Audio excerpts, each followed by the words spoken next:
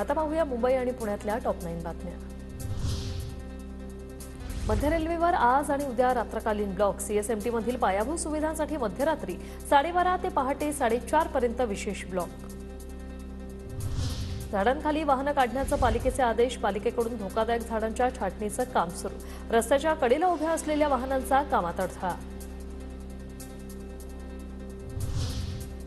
अस्मान उंचीमुळे गोखले पूल बांधकामात त्रुटी, अद्याप चौकशीचे पालिकेकडून आदेश नाही। मुंबई उच्च न्यायालयासमोर जुन्या इमारतीचा काही भाग कोसळला। घटनेत एक जण गंभीर जखमी तर दोघांना किरकोळ दुखापत। पुण्यातील बांधकाम व्यावसायिक डीएस कुलकर्णी यांच्या मुख्य कार्यालयावर छापे। गुंतवणूकदारांची फसवणूक केल्याप्रकरणी ईडीची कारवाई। पुणेकरांनी दुबईला जाणारी सर्व विमानं काही काळासाठी रद्द। दुबईत झालेल्या जोरदार पावसामुळे विमान सेवेला फटका, प्रवाशांना मनस्ताप। पुणे शहरात काल तापमानाचा पारा 41 अंश सेल्सिअसवर यंदाच्या उन्हाळ्यातील उच्चांकी तापमानाशी नोंद, तर हडपसरमध्ये 43 अंश सेल्सिअस तापमानाशी नोंद।